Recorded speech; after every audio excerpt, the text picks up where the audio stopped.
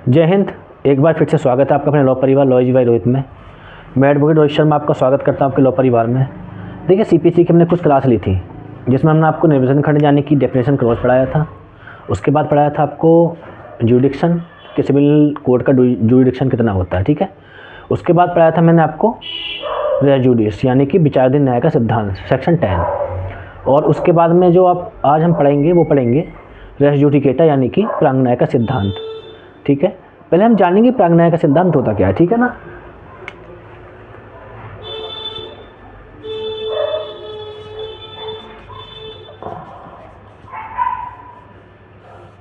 जिसको बोलते हैं हम प्रांग न्याय का सिद्धांत, ठीक है। या हम इसको देखिए पूर्व न्याय भी बोलते हैं, पूर्व न्याय का सिद्धांत, ठीक है। देखिए इंग्लिश मीडियम के लिए इतना डिफिकल्ट नहीं होता क्योंकि उसके लिए एक ही वर्ड होता है रेस जुडिकेटा, ठीक है। लेकिन हिंदी मीडियम के लिए पूर्व न्याय बोलते हैं, प्रांग न्याय बोलते हैं ना, तो बहुत से शब्द होते हैं। हिंदी मीडियम में क्या होता है कि हिंदी वालों के लिए बहुत शब्दों को याद करना पड़ता है, ठीक है। जैसे कि देखिए अभी जैसे यूपीवीजे का पेपर हुआ था तो उसमें क्या हुआ था कि जो टेनर होल्डर होता है आपका खाता धारक जिसको बोलते हैं, जोतदार बोलते हैं, उसको कालधारक करके लिखा गया था, तो जिसके लिए बहुत बच्चे कंफ्यूज हो गए थे, ठीक है ना। तो इंग्लिश में क्या होता है कि हमको हिंदी में बहुत से वर्ड को हमें हमेशा याद रखना चाहिए कि इस चीज़ को और क्या भी हम बोल सकते हैं, ठीक है ना। तो ठीक है, आज हम बात जो करेंगे वो प्रांग न्याय के सिद्धांत की बात करेंगे कि प्रांग न्याय का सिद्धांत होता क्या है, ठीक है।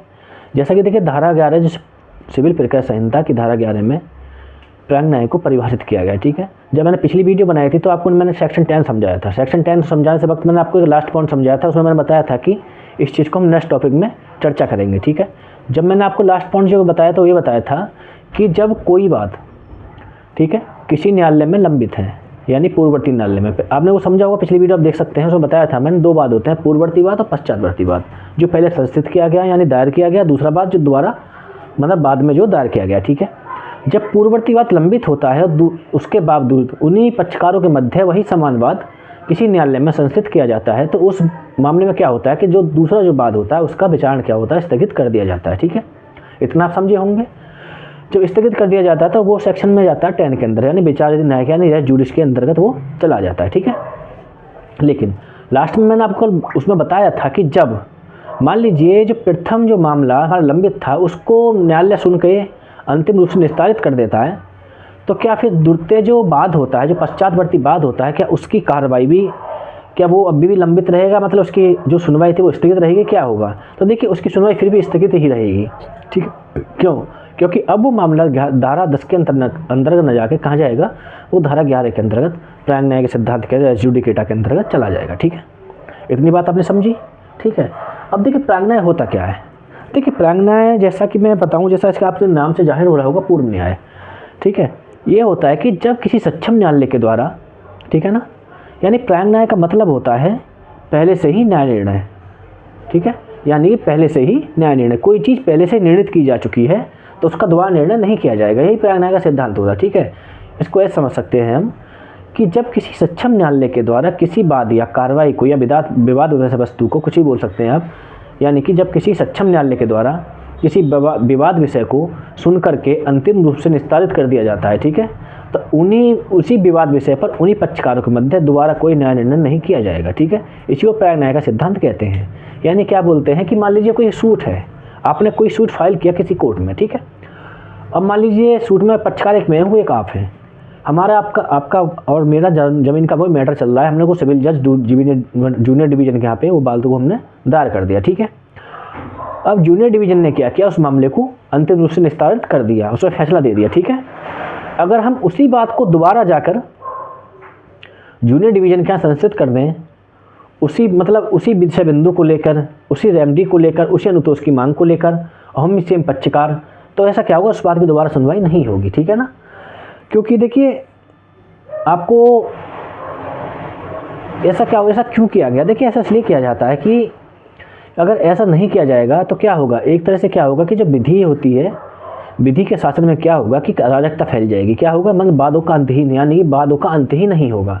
अब मान लीजिए मैंने कोई बात फाइल कर दिया और पक्ष में डिग्री मैंने पारित हो गई, आपने क्या किया, उसी बात को दोबारा दायर कर दिया, तो एक बात को बार बार दायर तो नहीं किया जा सकता, एक बात में एक बार ही सुनवाई हो सकती है, बार बार थोड़ी होगी, या तो उसमें आपके पक्ष में निर्णय जाएगा या विपक्ष में निर्णय जाएगा, ठीक है। अब देखिए बात करते हैं कि प्रांगणाय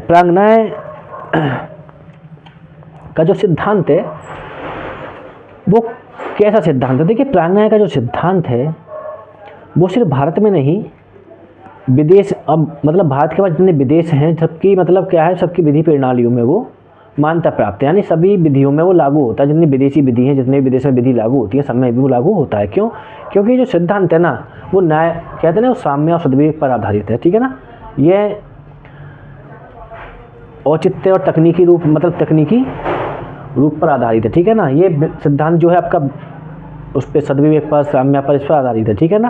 क्योंकि अगर ऐसा कुछ नहीं हुआ, यानी प्रांगणाय का नियम नहीं हुआ, तो क्या होगा, एक तरह से वादों का कभी अंत नहीं होगा, ठीक है। तो ये कहते हैं प्रांगणाय की परिभाषा क्या है, ये तो आपने समझी होगी। प्रांगणाय समझ गए होंगे आप क्या होता है, ठीक है। अब देखिए प्रांगणाय 3 आधार सूत्रों पर कार्य करता है, ठीक है।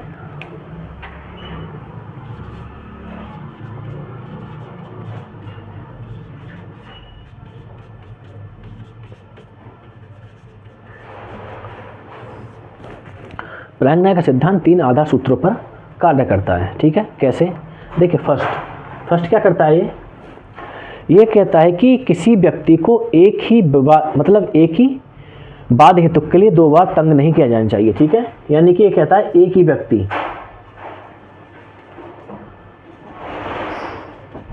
को 2 बार तंग नहीं किया चाहिए, ठीक है। ये बोलता है कि एक ही व्यक्ति को किसी बात हेतु के लिए 2 बार तंग नहीं किया जाना चाहिए, ठीक है। यानी कि जब एक व्यक्ति के पक्ष में या विपक्ष में जैसा भी फैसला आ गया है तो हम उसी बात को दोबारा उस व्यक्ति के संबंध में मतलब दायर नहीं कर सकते, ठीक है।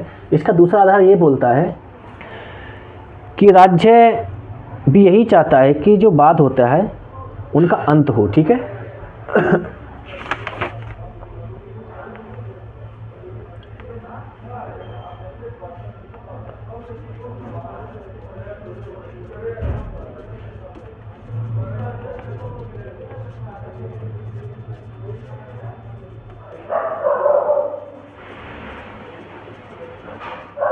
यानी इसका दूसरा आधार क्या है कि यह राज्य के हित में होगा कि मुकदमेबाजी का अंत हो। देखिए हमेशा राज्य क्या चाहता है कि जल्दी से जल्दी मुकदमाओं का निपटारा किया जाए। राज्य उसके लिए क्या करता है, नए नए न्यायालयों गठन करता है, ठीक है ना। और वह हाई कोर्ट से बोल करके नए नए न्यायाधीशों की भर्ती कराता है, ठीक है। क्योंकि राज्य भी चाहता है कि कम से कम मुकदमा हो, जल्दी जल्दी मुकदमा निपटारा हो और जितने पेंडिंग मामले हो खत्म हो, ठीक है ना। तो ये जिसके पहला आधार क्या था कि एक व्यक्ति को एक ही बात हेतु के लिए, यानी एक ही बात के लिए 2 बार तंग नहीं किया जाना चाहिए, ठीक है। दूसरा क्या है, यह राज्य के हित में होगा, राज्य भी यही चाहता है कि मुकदमेबाजी का अंत हो, ठीक है। तीसरा क्या बोला जाता है इसमें, तीसरा बोला जाता है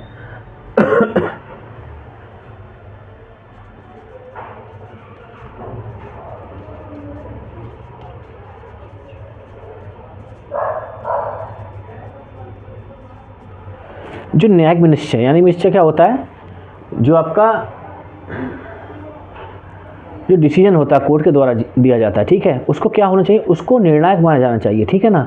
यानी कि जो तीसरा जो आधार बोलता है ये बोलता है कि न्यायिक विनिश्चय को निर्णायक माना जाना चाहिए, ठीक है ना। आपको कह दे कि भाई किसी न्यायालय ने कोई निर्णय दे दिया, हम उसको निश्चयक नहीं मानेंगे, हम लोग दोबारा केस लड़ेंगे, तो ऐसा नहीं हो सकता है, ठीक है ना। तो यह जो प्रांगणाय का सिद्धांत है 3 मतलब सूत्रों पर आधारित है, ठीक है ना। मतलब इसके 3 सैद्धांतिक आधार बताए गए हैं। पहला क्या बताया गया कि एक ही व्यक्ति को 2 बार एक ही बात हेतु के लिए तंग नहीं किया जाएगा, ठीक है। दूसरा बताता है कि राज्य के हित में है कि मुकदमेबाजी का अंत हो, ठीक है। और तीसरा है कि जो न्यायिक विनिश्चय न्यायालय के द्वारा किया गया है उसको सही माना जाना चाहिए, यानी कि उसको माना जाना चाहिए, ठीक है। अब देखिए इसी संबंध में केस आता है। केस का नाम था, आपने पढ़ा हो जब सीपी साहब पढ़ते हैं,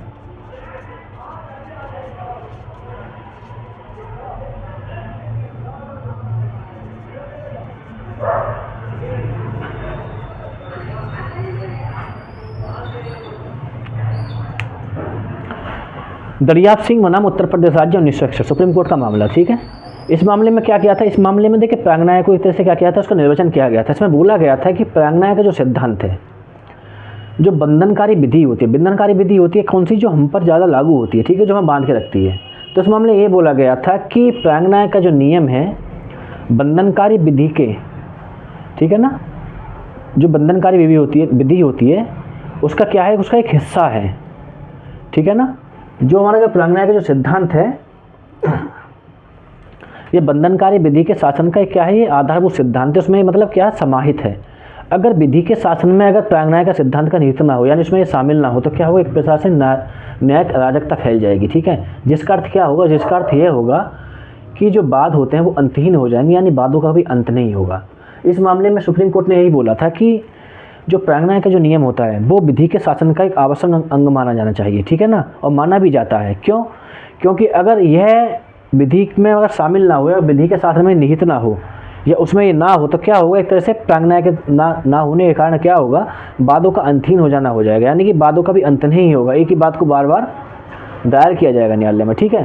तो ये प्रांगणाय की बात क्या करता है, यही बात करता है कि ये हमेशा इसका एक ही उद्देश्य होता है कि वाद को हमेशा ख़त्म किया जाए, ठीक है।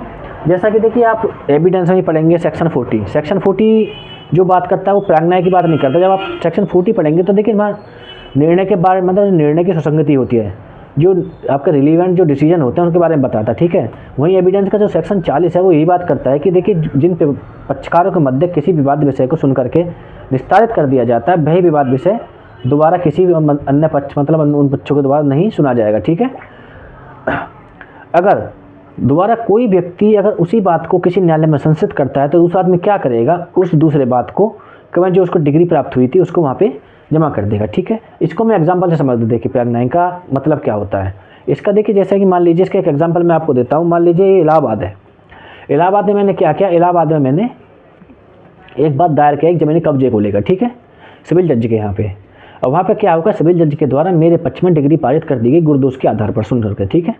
जब डिग्री मेरे पक्ष में पारित कर दी गई तो क्या हुआ कि ज़मीनी कब्जा मुझको दे दिया गया, और आपने क्या किया, उसी विवाद विषय को लेकर मुझको प्रतिवादी बनाते हुए बनारस की कोर्ट में मामला दायर कर दिया, ठीक है। अब मुझको पता चला तो मैंने क्या किया, जो मुझको इलाहाबाद के न्यायालय के द्वारा जो डिग्री दी गई थी, जो मेरे पक्ष में डिसीजन दिया गया था, मैंने उसको ले जाकर वहाँ पर न्यायालय में जमा करा दिया। तो वो न्यायालय क्या करेगा, उस बात का विचार नहीं करेगा, ठीक है ना, क्योंकि वहाँ पे प्रांगणाय का सिद्धांत लागू होता है, ठीक है।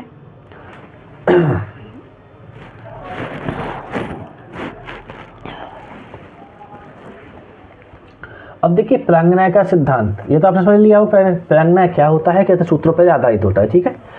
अब बात करते हैं इसके आवश्यक तत्व को भी, ठीक है ना।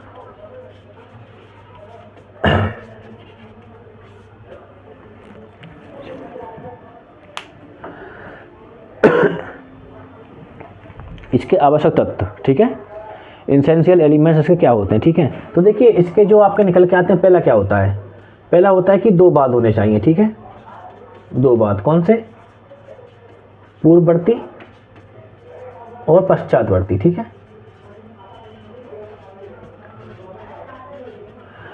इसका जो पहला एसेंशियल एलिमेंट्स है वो बात करता है कि प्रांगणाय के सिद्धांत के लिए जो पहला आवश्यक तत्व होता है वो ये है कि दो वाद, यानी कि पूर्ववर्ती और पश्चातवर्ती संचित दो वाद होने चाहिए, ठीक है। अब बात आती है पूर्ववर्ती वाद कौन सा होता है। देखिए मैं सेक्शन 10 में आपको पीछे भी समझाया था, ठीक है, लेकिन यहाँ पर थोड़ा देखिए एक टेक्निकली यहाँ पे थोड़ा चेंज हो जाता है। क्या हो जाता है कि पूर्ववर्ती वाद कौन सा होता है, जो हमने 10 में पढ़ा था, जो पहले संचित किया गया हो, ठीक है, यानी पहले दायर किया गया हो। और पश्चातवर्ती वाद कौन सा होता है, जो हमने बाद में दायर किया था, ठीक है, ये हमने सेक्शन 10 में पढ़ा था, ठीक है। लेकिन यहाँ पे देखिए दो बात की बात करता है, पूर्ववर्ती बात और पश्चातवर्ती बात, ठीक है। लेकिन इसका देखिए जो एक्सप्रेशन 1 है, यानी स्पष्टीकरण 1, वो सिद्ध करता है कि पूर्ववर्ती बात से तात्पर्य उस बात से होगा जो पहले सुन करके निस्तारित किया जा चुका है, ठीक है। यानी कि जिस बाद में पहले डिसीजन आ चुका है वही यहाँ पूर्ववर्ती बात माना जाएगा, ठीक है, चाहे वो बात बाद में दायर किया गया हो, ठीक है। यानी कि मान लीजिए पूर्ववर्ती बात मतलब कोई बात पहले से लंबित था और हमने दूसरा बात दायर कर दिया, ठीक है, और वहाँ क्या हुआ, दूसरे बात को सुन करके निस्तारित कर दिया गया, ठीक है। तो वहाँ पूर्ववर्ती बात कौन सा माना जाएगा, जो पहले डिसीजन जिसका हुआ वही पूर्ववर्ती बात माना जाएगा, ठीक है।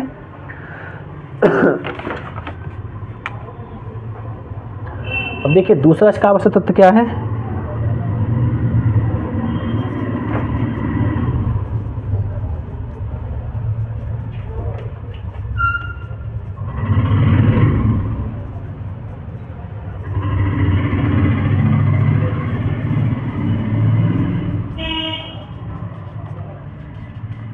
ये बात करता है कि देखिए जो पूर्ववर्ती वाद जिस न्यायालय में संचित किया गया, ठीक है, उस न्यायालय को क्या होना चाहिए, उस न्यायालय को पश्चातवर्ती वाद को सुनने के लिए सक्षम होना चाहिए, ठीक है ना।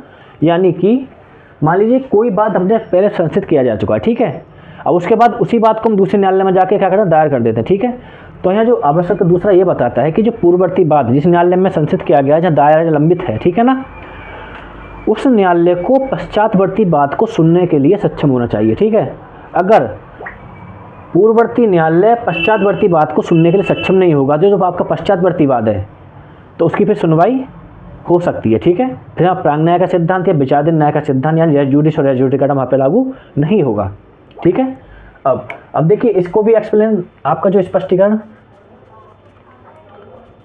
2 क्या बात करता है, देखिए सक्षमता की बात करता है कि सक्षमता कैसे होगी। देखिए ये बताता है कि किसी न्यायालय की जो सक्षमता होगी उसका जो अपीलीय अधिकारता होती है उससे भिन्न रहते हुए अवधारित की जाएगी, यानी उसकी अपीलीय अधिकारता पर कोई प्रावधान मतलब उसको कोई लागू नहीं किया जाएगा, उसके अतिरिक्त उसकी जो अधिकारता होती है उसकी सक्षमता उसी के द्वारा की जाएगी, ठीक है। लेकिन देखिए यहाँ पे एक स्पष्टीकरण 8 जो आपका पढ़ेंगे धारा 11 का, वो भी देखिए सक्षमता की बात करता है। ये सक्षमता की बात क्या करता है, इसको एक तरह से आप अपवाद स्वरूप बोल सकते हैं। कैसे कि देखिए अभी हम क्या पढ़ रहे थे कि जो मामला पूर्ववर्ती वाद जिस न्यायालय में संचित है उसको पश्चातवर्ती मामले को सुनने के लिए सक्षम होना चाहिए, ठीक है।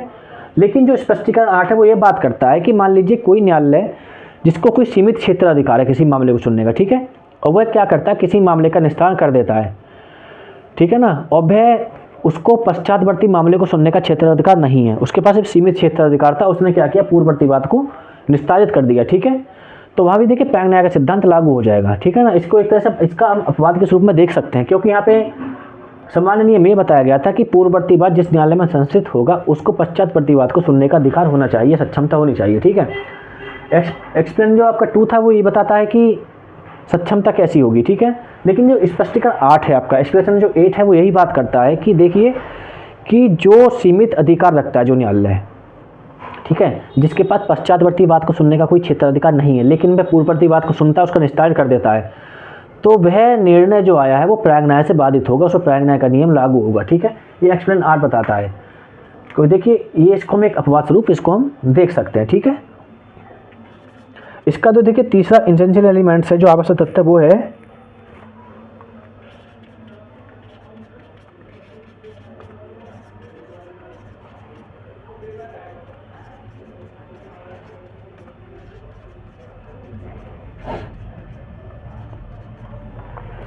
कि आपके जो दोनों वाद हैं, यानी कौन से, पूर्ववर्ती वाद और पश्चातवर्ती वाद, दोनों क्या होने चाहिए, दोनों वाद में जो विवाद विषय है वो प्रत्यक्ष या सार्थ है, मतलब सार्थ है क्या होना चाहिए, एक समान होना चाहिए, ठीक है।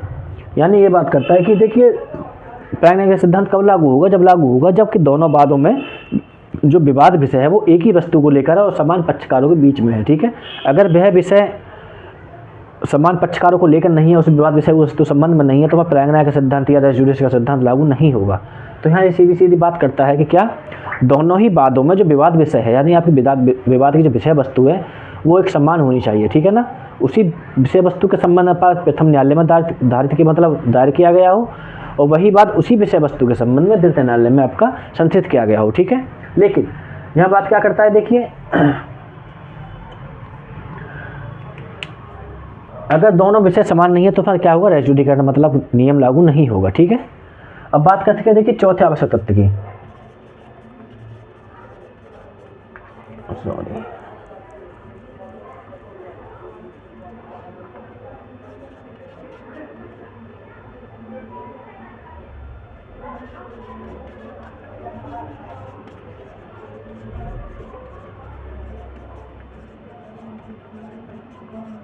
देखिए तो मैं आवश्यक लिख रहा हूँ, शॉर्ट में लिख रहा हूँ, ठीक है ना। देखिए सर चौथा जो आवश्यक तथ्य वो बात करता है कि जो पूर्ववर्ती बात है, ठीक है, उस पर ये शर्त होनी चाहिए कि उस बात को सक्षम न्यायालय के द्वारा स्पष्टतया विस्तृत रूप से सुन करके अंतिम रूप से उसका क्या हो निस्तारण कर देना चाहिए, ठीक है ना। यानी कि उसमें जो विवाद विषय था उसका गुण दोष के आधार पर जैसे भी होता है उसका अंतिम रूप से डिसीजन करना आवश्यक है, ठीक है, तभी प्रांग न्याय का सिद्धांत लागू होगा। अगर उसका अंतिम रूप से निर्धारण नहीं होता तो वहाँ कौन सा नियम लागू हो जाएगा, वहाँ सेक्शन 10 यानी रेस जुडिस यानी कि विचाराधीन न्याय का सिद्धांत लागू हो जाएगा। यानी कि ये बात करता है कि पूर्ववर्ती बात को अपने समक्ष जो बात संचित किया गया था, पूर्ववर्ती बात को क्या होना चाहिए, अंतिम रूप से सुन करके गुण दोष के आधार पर निस्तारित किया जाना चाहिए, ठीक है।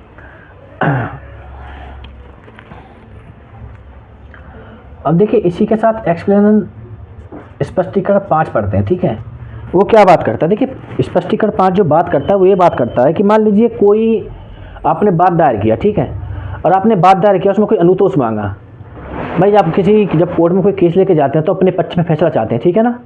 अब होता क्या है कि मामले को कोर्ट सुनता है और सुन के अंतिम रूप से निर्धारित कर देता है, निस्तारण कर उसका कर देता है और फैसला विपक्ष के फेवर में चला जाता है, ठीक है। तो उसने मामले का अंतिम निस्तारण तो कर दिया, उसका डिसीजन फाइनल कर दिया, ठीक है, लेकिन जो मामले का जो निर्णय था आपके पक्ष में नहीं आया, किसमें, दूसरे पक्ष के मत विपक्षी के पक्ष में चला गया, ठीक है। तो देखिए वहाँ भी प्रायिक न्याय का सिद्धांत लागू होगा, क्योंकि देखिए ऐसा ज़रूरी नहीं है कि जो आप न्यायालय से मांग रहे हैं वो आपको मिल ही जाए, ठीक है ना। न्यायालय से आपने अनुतोष मांगा था, आपको नहीं मिलता है, लेकिन वो किसी दूसरे पक्ष के मतलब दूसरे पक्षकार को दे दिया जाता है, तो वहाँ भी प्रायिक न्याय का सिद्धांत लागू होगा।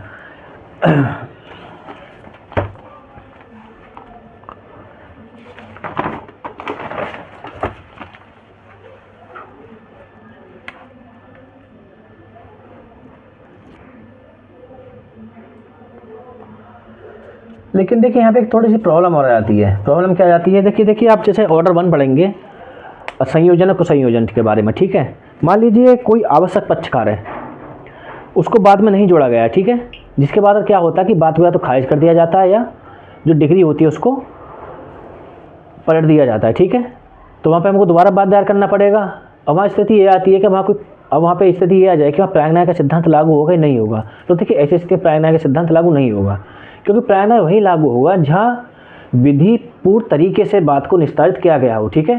क्योंकि आवश्यक पक्षकार को ना जोड़ना क्या है, विधि की गलती होती है, ठीक है ना, क्योंकि उसकी आवश्यकता बहुत ज़्यादा ज़रूरी होती है किसी बात का निस्तारण करने के लिए अंतिम रूप से, ठीक है।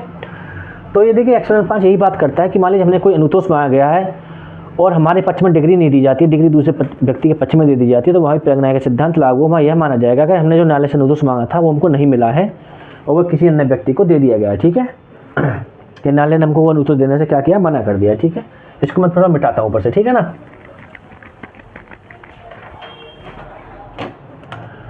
अब देखिए इसका जो 5वां आवश्यकता है वो है समान पक्षकार, जो हम बार बार बोलते आ रहे हैं, या उनके प्रतिनिधि, ठीक है ना।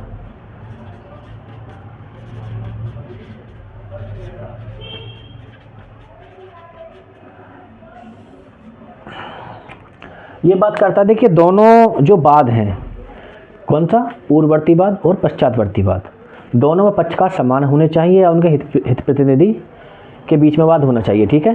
जैसे कि समान विषय वस्तु की बात करता था कि पूर्ववर्ती और पश्चातवर्ती वाद में दोनों ही विवाद विषय समान होने चाहिए। जैसे मान लीजिए पूर्ववर्ती वाद में जो विवाद विषय था वही पश्चातवर्ती वाद में होना चाहिए, ठीक है। लेकिन अब ये जो आपका जो 5वां आवश्यक तत्व वो क्या बात करता है, वो यही बात करता है कि आपके समान पक्षकार या उसके हित प्रतिनिधि, यानी कि जो वाद पूर्ववर्ती वाद जो आपका था जो संचित किया गया था, ठीक है, अब जो आप पश्चातवर्ती वाद संचित किया जा रहा है वो समान पक्षकार या उनके हित प्रतिनिधियों के बीच होना चाहिए। यानी कि जिस मामले को, यानी पूर्ववर्ती वाद में जो पक्षकार थे या उनके जो हित प्रतिनिधि थे वही द्वितीय वाद में होने चाहिए, ठीक है ना। कोई अदर पर्सन नहीं होना चाहिए, यानी वही व्यक्ति होने चाहिए जो पूर्ववर्ती वाद में थे। यानी ये बात करता है समान पक्षकार समान मतलब उनके हित प्रतिनिधि की बात, ठीक है। लेकिन यहाँ पे देखिए धारा 11 का जो स्पष्टीकरण 6 है,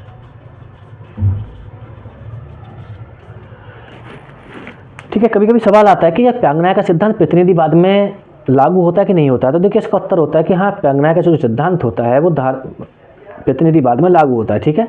अब प्रतिनिधिवाद कौन सा होता है, देखिए जब ऑर्डर 8 पढ़ेंगे तो प्रतिनिधिवाद मतलब ऑर्डर 1 रूल 8, तो वो प्रतिनिधिवाद के बारे में बताता है, ठीक है।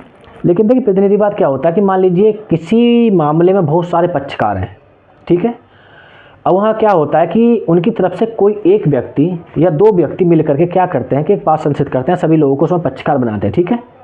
और उस मामले को क्या होता है गुण दोष के आधार पर सुनकर के अंतिम रूप से निस्तारित कर दिया जाता है, उसको फाइनल डिसीजन दे दिया जाता है, ठीक है।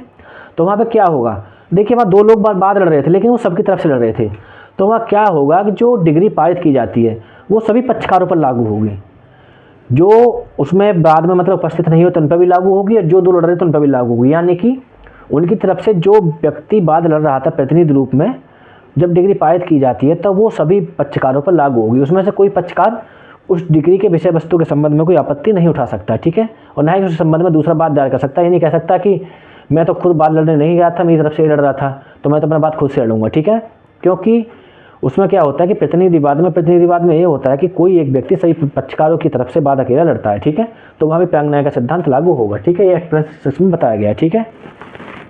देखिए मैं आपको एक्सप्लेनेशन क्यों क्या बता रहा हूँ। देखिए ऐसा होता है कि जब हम प्रांग न्याय का सिद्धांत पढ़ेंगे तो उसमें प्रांग न्याय को हम लिखने के बाद, ठीक है, उसके जो आपके आवश्यक तथ्य हैं उनको लिखेंगे, ठीक है, उसके बाद हमको सारे स्पष्टीकरण बताने पड़ेंगे, क्योंकि स्पष्टीकरण क्या होता है कि देखिए अगर नहीं बताएंगे तो दोनों के जो एसेंशियल एलिमेंट्स हैं वो क्या होगा, दोनों का सेम हो जाएगा, ठीक है। दोनों में जो अंतर जो डिफाइन करता है वो कौन करता है, ये करता है आपका जो इसके एक्सप्लेनेशन दे रखे हैं, यानी स्पष्टीकरण दे रखे हैं, ठीक है, क्योंकि ये बताते हैं कौन चीज़ कैसे लागू होगी। जैसे मान लीजिए पूर्ववर्ती पश्चातवर्ती बात तो धारा 10 में भी थे और धारा 11 में भी है, लेकिन यहाँ धारा 11 में जो चेंजिंग हो जाती है वो इसका जो एक्सप्लेनेशन 1 है, जो स्पष्टीकरण 1 है, वो उसको बताता है कि पूर्ववर्तीवाद कौन सा हुआ, ठीक है ना। ऐसे ही देखिए मान लीजिए यहाँ पे हम बोले समान पक्षकार उसके हित प्रतिनिधि, ये धारा 10 में भी था लेकिन धारा 11 में भी है, लेकिन यहाँ बात क्या आती है कि यहाँ हित प्रतिनिधि कौन होता है कि जो सभी पक्षकारों की तरफ से बात को अकेला लड़ता है, ठीक है ना, और उसमें कोई डिग्री पारित कर जाती है, वो सभी पक्षकारों पर लागू होगी, वहाँ प्रांग न्याय का सिद्धांत लागू होगा, ठीक है। तो हमको एक्सप्रेशन में इसके साथ साथ हमको लिखने पड़ेंगे, ठीक है ना। और छठा होता है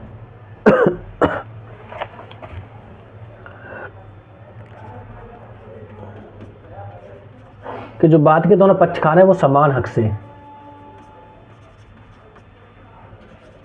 बात लड़ रहे हों, ठीक है।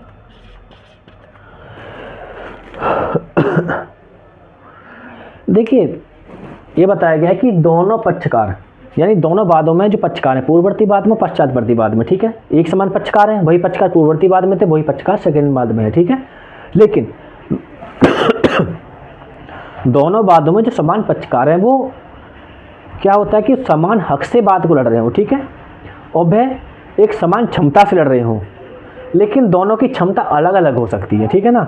यानी कि क्षमता क्या होती है, दोनों एक क्षमता से बाहर लड़ रहे हो लेकिन दोनों की क्षमता अलग अलग हो सकती है, ठीक है। इसको थोड़ा ऐसा समझेंगे, मान लीजिए जैसा कि सीपीसी में आपका एक एग्जाम्पल दिया गया है कि एक व्यक्ति क्या होता है, एक मठ की संपत्ति को बी के विरुद्ध बात दायर करता है, ठीक है, कि यह संपत्ति मेरी है, और वह उस संपत्ति जो उसमें वो बात दायर करता है उसको किस हैसियत में करता है, उत्तराधिकार की हैसियत में करता है, ठीक है।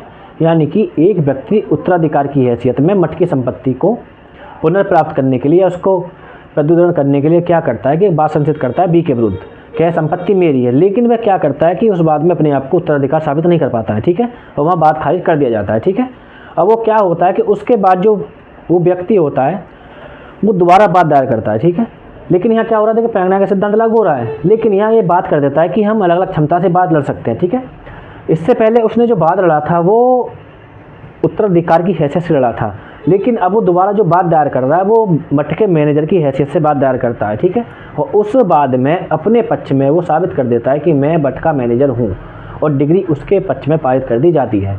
यानी कि एक ही समान पक्षकार और समान विषय को लेकर दो बार संचित किए गए, ठीक है, लेकिन दोनों में क्या हुआ कि दोनों में उसने अपनी क्षमता अलग अलग दर्शाई। पहले में उसने उत्तराधिकार के रूप में बात दायर किया, दूसरे में उसने मैनेजर की हैसियत के लिए बात दायर किया, ठीक है, और दोनों बात सुनवाई के योग्य होंगे, ठीक है, वो उसमें प्रांग न्याय का सिद्धांत लागू नहीं होगा। तो इसके 6 आवश्यक तथ्य थे, ठीक है, जो मैंने आपको बताए थे। अब देखिए यहाँ बात आती है कि देखिए प्रांग न्याय का सिद्धांत रिट याचिकाओं के मामले में लागू होता है कि नहीं होता है। अब देखिए प्रांग न्याय का सिद्धांत अगर सामान्य भाषा में बोला है तो ये रिट याचिकाओं के मामले में लागू नहीं होता है, ठीक है। रिट याचिका कौन सी होती है, जो आपके आर्टिकल 32 में आप कम्युनिकेशन में पढ़ते हैं वही आपकी रिट याचिकाएँ होती हैं, ठीक है, जैसे बंदी पक्षीकरण वगैरह, तो उनमें ये बात करता है कि उनमें प्रांग न्याय का सिद्धांत लागू होता है कि नहीं होता। मान लीजिए आपने कोई मान लीजिए कोई आपने रिट दायर करी, ठीक है, आर्टिकल 32 के अंतर्गत।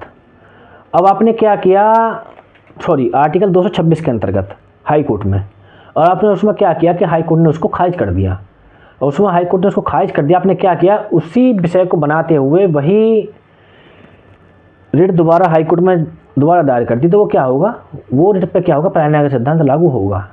दूसरा, उसी विवाद विषय को बनाते हुए तुम क्या करते हैं कि उसी विवाद उन्हीं विवाद बिंदुओं को लेते हुए हाई कोर्ट से लेकर के हाई कोर्ट ने खारिज कर दिया तो उसको सुप्रीम कोर्ट में जाकर आर्टिकल 32 के अंतर्गत दायर करते हैं, तो वही प्रांग न्याय का सिद्धांत लागू होगा।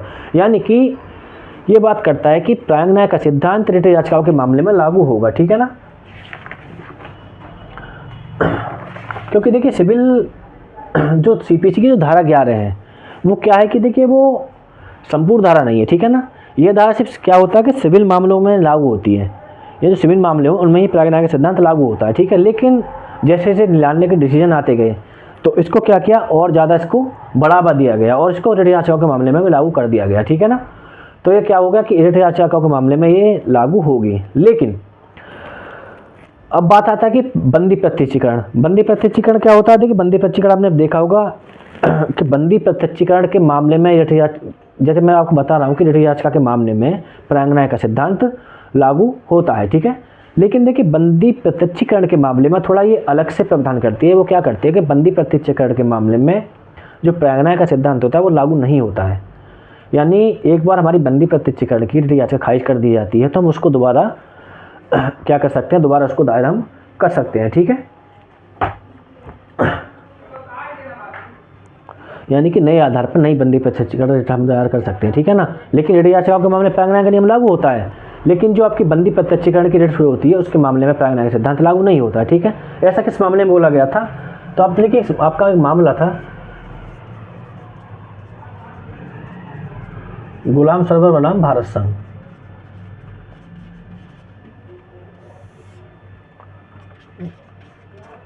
जिसमें बताया गया था कि जो प्रांगणाय का जो नियम है, ठीक है, बंदी प्रत्यक्षीकरण के जो रिट याचिकाएं दायर की जाती हैं उनके मामले में प्रांगणाय का सिद्धांत लागू नहीं होगा।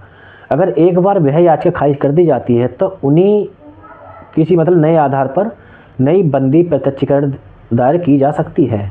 लेकिन सामान्य नियम क्या है कि रिट याचिकाओं के मामले में प्रांगणाय का नियम लागू होता है, ठीक है ना। क्योंकि उस समय देखिए न्यायमूर्ति थे गजेंद्र गढ़कर, उन्होंने ये साफ साफ बोला था कि देखिए कोई रिट याचिका 226 के अंतर्गत हाईकोर्ट के द्वारा खारिज कर दी जाती है और हम उसी विषय को, उसी बात बिंदु को लेकर आर्टिकल 32 के अंतर्गत उसी रिट याचिका को सुप्रीम कोर्ट में दायर करते हैं तो वहाँ भी प्रांगणाय का सिद्धांत लागू हो जाएगा, ठीक है। तो देखिए प्रांगणाय का सिद्धांत आपने समझा होगा कि 3 आधार सूत्र पर आधारित होता है, ठीक है। मैंने आपको बताए थे पहला कौन सा होता है? पहला होता है कि एक ही विवाद विधेयक एक ही विवाद हेतु के लिए 2 बार तंग नहीं किया जाना चाहिए, ठीक है। दूसरा क्या था? क्या राज्य के हित में है कि मुकदमेबाजी का अंत हो। तीसरा क्या बताया था मैंने आपको? तीसरा मैंने ये बताया था कि न्यायिक विनिश्चय को अंतिम माना जाना चाहिए, ठीक है, यानी कि सही माना जाना चाहिए, ठीक है। प्रांगणाय क्या होता है ये भी आपने समझा होगा, उसके 6 आवश्यक बड़े होंगे और उसको जो इसके स्पष्टीकरण है वो उसको कैसे सिद्ध करते हैं ये भी आपने जाना होगा, ठीक है। उसके बाद अब देखिए यहाँ पे एक आता है कि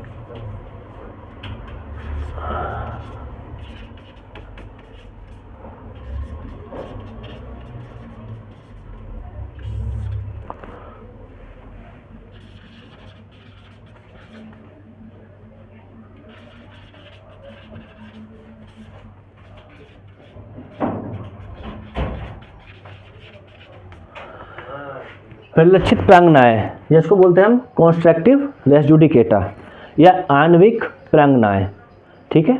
इसको हम 3 नाम से बोल सकते हैं। जैसे जिसके बोलते हैं इंग्लिश में तो हमको एक ही नाम से बोलते हैं, कॉन्स्ट्रक्टिव रेस जुडिकेटा यानी कि परिलक्षित प्रांगणाय या आणविक प्रांगणाय, ठीक है। ये होता क्या है? तो देखिए इसको जो CPC में धारा 11 के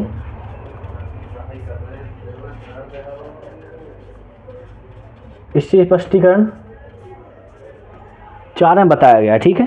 यानी कि जो आपका सेक्शन 11 है उसका स्पष्टीकरण जो 4 है वो परिलक्षित प्रांगणाय के बारे में बात करता है, आपका कॉन्स्ट्रक्टिव रेस जुडिकेटा के बारे में बात करता है। ये होता क्या है? तो देखिए इसको थोड़ा हम पहले एग्जाम्पल के बाद में समझेंगे, पहले से समझेंगे। देखिए कैसे, मान लीजिए जब किसी विषय वस्तु को, ठीक है,